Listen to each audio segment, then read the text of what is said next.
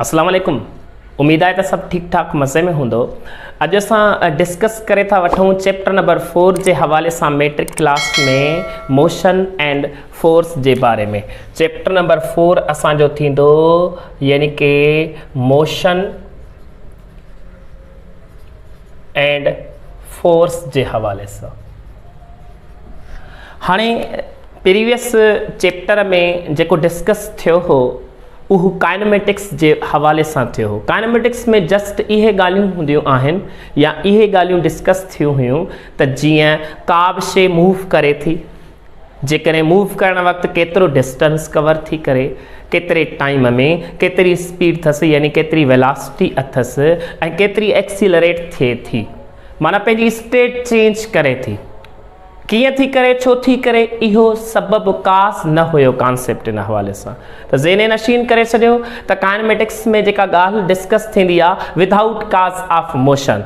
हाणे हिन चैप्टर में असां इहो काज़ ॻोल्हण जी कोशिशि कंदासीं त इहो कहिड़ो सबब आहे जंहिंजे ज़रिए का बि हलंदड़ शइ बीही थी वञे, का बि बीठल शइ रेस्ट वारी मूव थी करणु शुरू करे, ऐं जेकॾहिं का हले थी त हलण वक़्तु हलण दौरान टर्न थी वञे त को न को त सबबु हूंदो जंहिंजे करे इहे शयूं क्रिएट थियनि थियूं, असांखे ऑब्ज़र्व थींदे नज़र अचनि थियूं।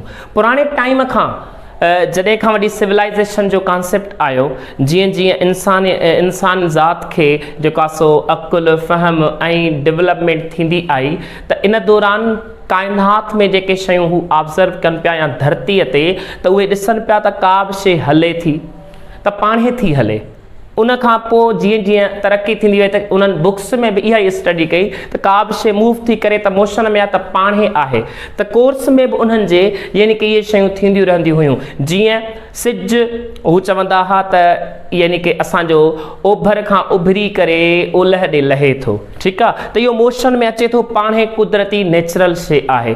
पाणी फ्लो करे थो, वही थो अचे दरियानि जे ज़रिए, त इहो मोशन में आहे, इहो नेचुरल आहे, पाणे थो अचे। इन में असांखे कंहिं बि क़िस्म जी इफर्ट नथी लॻाइणी पवे। त हिननि चयो त का बि शइ मोशन में नेचुरल आहे त उहा पाणे मोशन में हलंदी रहे थी जेसि ताईं असां यानी कि असां माना पंहिंजो इफर्ट नथा लॻायूं।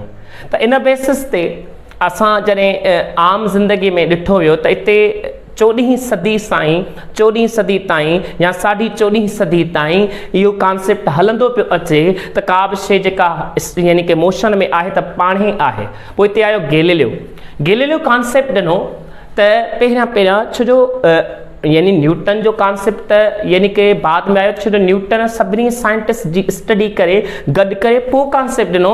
न्यूटन रुगो पंहिंजी स्टडी एतिरी न कई हुई, ठीकु आहे, ज़हन में रखे छॾियो। न्यूटन ॿियनि साइंटिस्ट की नॉलेज खे कलेक्ट करे उन खां पोइ पंहिंजा लॉस ॾिना, छो जो उन वक़्त में उन्हनि कंहिं बि लॉ न ॾिना हुआ, ठीकु आहे। त गैलीलियो बि लॉ कोन ॾिनो हो, गैलीलियो कॉन्सेप्ट ॾिनो हो त का बि शइ जेका यानी कि हलंदड़ आहे बीहे थी त पाणे कोन थी बीहे, उन जे लाइ को न को अहिड़ो यानी कि इफर्ट आहे, को फोर्स आहे, को ज़रियो आहे, को सोर्स आहे जेको उनखे स्टॉप थो कराए, ठीकु आहे। त इन बेसिस ते गैलीलियो पहिरियां कॉन्सेप्ट ॾिनो त पोइ का शइ जेकॾहिं हले थी त उन जे लाइ पुश थो करिणो पवे, ठीकु आहे, ऐं जेकॾहिं कंहिं शइ खे पाण ॾांहुं बीहारणो आहे त उनखे पुल करिणो थो पवे, ठीकु आहे, ऐं कंहिंखे ट्रेन कराइणो आहे त इन बेसिस ते कॉन्सेप्ट आहे। त इते हिननि हिकिड़ो आम लैंग्वेज में पुश ऐं पुल चयो, लेकिन इनखे साइंटिफिक लैंग्वेज में हिननि नालो ॾेई छॾियो फोर्स जो, ठीकु आहे। त force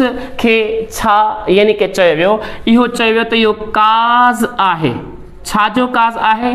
two change the state of body, to change the state of body, बॉडीअ जी स्टेट खे चेंज करणु। What is the meaning of state? या त उहा रेस्ट में हूंदी, या त उहा मोशन में अची वेंदी, मूव कंदी, या त उनजो डायरेक्शन चेंज थींदो। डायरेक्शन उनजो छा थींदो? चेंज थींदो, मीन्स टर्न थींदी, टर्न, ठीक है। तो इन सेंस में इन फोर्स के डिफाइन कयो, ठीक है।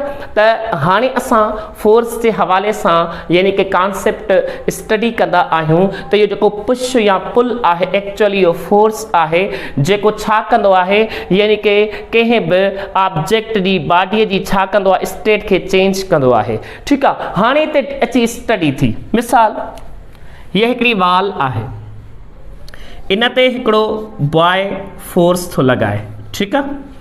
हाँ जियां फोर्स लगाएस तो फोर्स लगाइण से on the basis of concept तो चेंज थी वने इन जी स्टेट या रेस्ट में मोशन में अची वने, भित उडामी वने, यो तो थी नथो सके। वाए इते सोचो वियो तो इते हिकड़ो ऑपोजिट फोर्स है जेको यानी कि छा थो करे इन जे हिन बॉय जे फोर्स के यानी कि अपोज करे यानी कि इन के छा थो कराए बैलेंस थो कराए।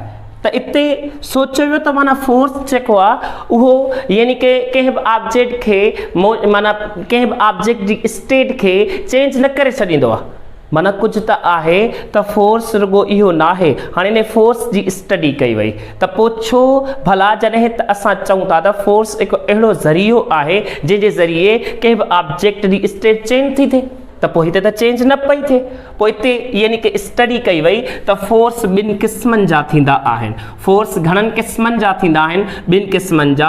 हिकड़े के नालो दिनो वियो बैलेंस्ड फोर्स ऐं ॿिए खे नालो दिनो वियो अनबैलेंस्ड फोर्स, ठीक है।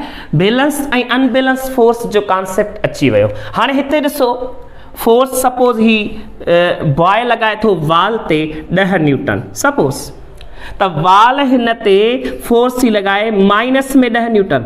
हाँ ही बैलेंस थी माना अपोज कई बैलेंस थी इन जे करे जेको नेट इफेक्ट आयो वो 0 आयो, प्लस जा 10 माइनस जा 10 जेको नेट फोर्स जी रिजल्ट आई वह छा आई 0 आई। इन जे करे हिते बई ये जेके कॉन्सेप्ट आहे इते बैलेंस फोर्स थी, ठीक है। बैलेंस फोर्स जे करे का बॉडी पंहिंजी स्टेट चेंज न करे सघंदी आहे। तो इहो चयो वियो त जेको अनबैलेंस फोर्स उहो ही कंहिं बॉडी जी स्टेट के छा कंदो आहे चेंज कंदो आहे। तो ज़हन नशीन करे छॾियो जॾहिं भी को ऑब्जेक्ट यानी पंहिंजी माना स्टेट चेंज कंदो तो उन जे लाइ फोर्स जी न माना बैलेंस फोर्स जी न अनबैलेंस फोर्स की जरूरत पवंदी है। ज़हन नशीन करे छो अनबैलेंस फोर्स माना जैसे को ऑब्जेक्ट कहीं भी यानी कि माना ऑब्जेक्ट ते जैसे का यानी कि असां फोर्स अप्लाई कयूं उन फोर्स अप्लाई करण से उन जी कंडीशन स्टेट चेंज थी वने तो उते छा होंदो वो बैलेंस फोर्स न होंदो अनबैलेंस होंदो। तो अनबैलेंस फोर्स ही के ऑब्जेक्ट में छा थो पैदा करे सके एक्सीलरेशन, माना उन के हु एक्सीलरेट कराए सके थो, एक्सीलरेट कराए सके थो। ही बैलेंस फोर्स छा कंदो आहे एक्सीलरेशन 0 थी वेंदी आहे, ठीक है। एक्सीलरेशन 0 छो जो नेट फोर्स जो इफेक्ट छा होंदो आहे 0 होंदो आहे। हाणे इते वरी ॿियो कॉन्सेप्ट त जेकॾहिं हिकु कार में असां हुजूं, गाड़ी में हुजूं, ठीक है, कंहिं बि गाड़ी में हुजूं, हाणे गाड़ी मूव करे रही आहे कंहिं न कंहिं वेलासिटीअ सां।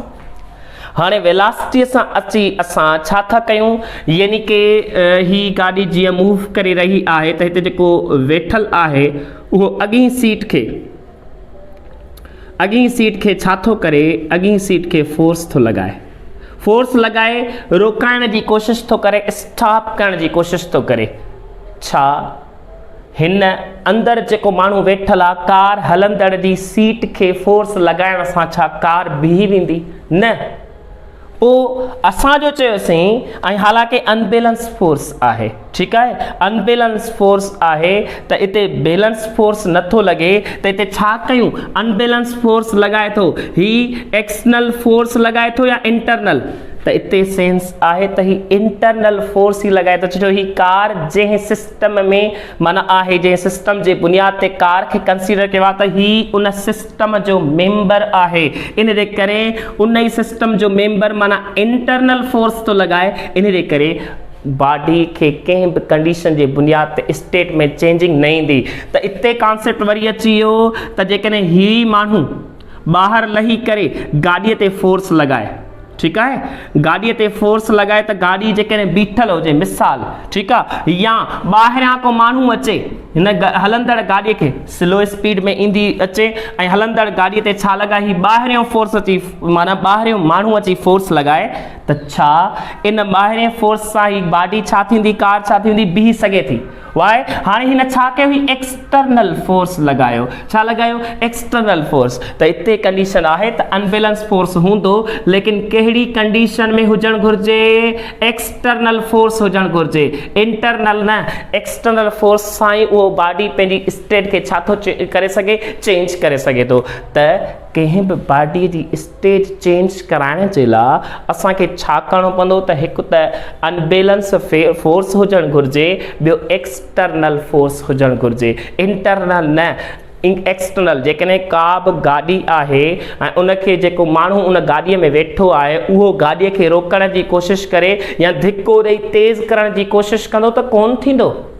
त छा करिणो पवंदो, ॿाहिरीं जेकॾहिं का कुवत, का ताक़त, का फोर्स आहे ऐं उनखे स्टॉप करण जी या मूव करण जी कोशिशि कंदी त उहो थी वेंदो। ठीकु आहे, त इहो ज़हन में रखे छॾिजो त का बि बॉडी जेकॾहिं मूव करे थी त मूव करण जे लाइ बैलेंस फोर्स न, अनबैलेंस फोर्स खपे ऐं एक्सटर्नल फोर्स खपे। बैलेंस फोर्स सां उहा बॉडी जी स्टेट चेंज न थी सघंदी आहे। त इहो कॉन्सेप्ट अथव फोर्स जे बारे में, त फोर्स कहिड़ो कंडीशन के चेंज कंदो आहे, यानी कि जेको अनबैलेंस हुजे। त हाणे हिते कंक्लूजन छा निकितो, कंक्लूजन इहो निकितो त फोर्स छा कंदो, ट्राई कंदो आहे to change the state of body, try कंदो। जेकॾहिं उन ट्राई करण में फोर्स बैलेंस थी वियो त पोइ उहा बॉडी जी स्टेट चेंज न थींदी। पर जेकॾहिं उहो जीअं ई ट्राई कई, ट्राई करण खां पोइ उहो फोर्स छा आहे, बैलेंस थी वियो, अनबैलेंस न थी सघियो, त पोइ चवंदासीं इते बॉडी जी स्टेट चेंज थी सघे थी।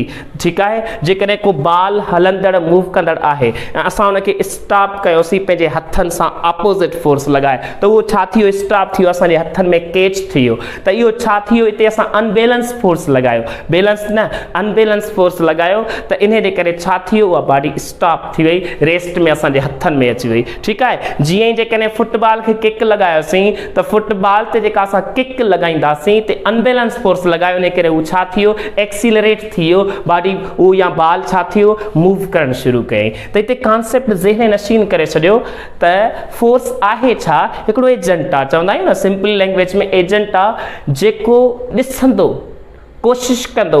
जेकॾहिं छो फोर्स यानी कि कॉन्सेप्ट इते ईअं वठंदासीं त फोर्स जे लाइ ज़रूरी आहे त अनबैलेंस कंडीशन हुजे, बैलेंस न हुजे। छो, हिकिड़ो सेंस वठो, जेकॾहिं हिकिड़ी वॾी गाॾी आहे जीअं ट्रक या बस, उन ते बाय फोर्स ट्राई करे थो, फोर्स ट्राई करे थो, लेकिन ट्रक या बस उहा मूव नथी करे, अॻिते मूव नथी करे, उते ई रेस्ट में आहे, उनजी वेलासिटी या डिस्टेंस छा आहे, ज़ीरो आहे, एक्सीलरेशन ज़ीरो आहे, रेस्ट वारी कंडीशन में आहे। पोइ फोर्स त लॻायो न हिन, पोइ छो न थियो, त हिते कॉन्सेप्ट आहे त हिन जेतिरो फोर्स लॻायो हिन ते, त हिन जे टायरनि ग्राउंड ते फोर्स लॻायो आहे गाॾीअ जे, ऐं ग्राउंड हिन बॉडी ते फोर्स लॻायो आहे अपोज़िट में, माना हिन खे अॻिते करण जी कोशिशि कई आहे त ग्राउंड हिन खे अपोज़िट में ओतिरो ई फोर्स लॻायो आहे जेतिरो हिन छोकिरे बॉय इन कार ते यानी इन गाॾीअ ते, इन बस या ट्रक ते छा लॻायो आहे, यानी कि हिन पासे फोर्स ओतिरो ई, यानी हिन ग्राउंड फोर्स लॻायो आहे अपोज़िट डायरेक्शन में, जेको हिन जे मोशन खे अपोज़ पियो करे। इन जे करे इहा जेकी ट्रक या बस आहे, गाॾी आहे, इहा नथी हली सघे, बिकॉज़ हिते फोर्सिस छा थी आहे, बैलेंस थी आहे। त बैलेंस फोर्स ते गाॾी या पंहिंजी को बॉडी स्टेट चेंज नथी करे सघे। त इन कॉन्सेप्ट जे लिहाज़ सां यानी कि फोर्स जो कॉन्सेप्ट आयो, ऐं उन खां बाद में ई छो जो पहिरियां कॉन्सेप्ट ॾिनो हो, गैलीलियो कॉन्सेप्ट ॾिनो त का बि शइ स्टॉप थिए थी त पाणे नथी थिए, का बि शइ हले थी त पाणे नथी हले, छो जो 14वीं सदी यानी कि कुझु सालनि बाद बि इहा स्टडी बुक्स में बि पढ़ाई वेंदी हुई सिलेबस में, त जेका का बि शइ जेकॾहिं हली रही आहे त उहा पाणे ॼाणे हली रही आहे, उन ते कंहिं बि क़िस्म जी कुवत नथी यानी कि अप्लाई थिए, यानी कि को फोर्स नथो अप्लाई थिए, यानी कि उहो को सोर्स नथो अप्लाई थिए। इन सेंस में पोइ गैलीलियो कॉन्सेप्ट त ईअं नथो थी सघे, का बि शइ पाणे स्टॉप नथी थी सघे। इन ई सेंस में बुअली सीना जी पंहिंजी स्टेटमेंट आहे त know body begins two move और कम्स टू रेस्ट इटसेल्फ। पंहिंजो पाण का बि शइ बॉडी नई सुकून वारी हालत, रेस्ट वारी हालत में अची सघे थी, नई मूव करे सघी। त इन सेंस खे वठी करे फोर्स जो कॉन्सेप्ट आयो। हाणे असां अॻियां यानी कि कॉन्सेप्ट वठंदासीं, यानी कि त माना इन फोर्स जे बारे में स्टडी थी त फोर्स इज़ द काज़ ऑफ मोशन एक्चुअली, ठीकु आहे। त इन बेसिस ते पोइ हिते कुझु प्रॉपर्टीज़ ऐं कुझु न्यूटन पंहिंजी सभिनी साइंटिस्ट जी स्टडी कलेक्ट करे हुन पंहिंजा लॉज़ यानी कि शो कराया, पंहिंजे प्रिंसिपिया जेको बुक हुअसि 1600 सदीअ खां बाद में, कुझु 1642 चवंदा आहिनि, कुझु 1600 कुझु माना चवंदा आहिनि। त इन बेसिस ते 16वीं सदीअ में यानी कि हितां खां कॉन्सेप्ट आयो त एक्चुअली का बि शइ पाणे नथी बीह सघे, का बि शइ पाणे मूव नथी करे सघे। त हाणे असां स्टडी कंदासीं लॉज़ ऑफ मोशन जे बारे में।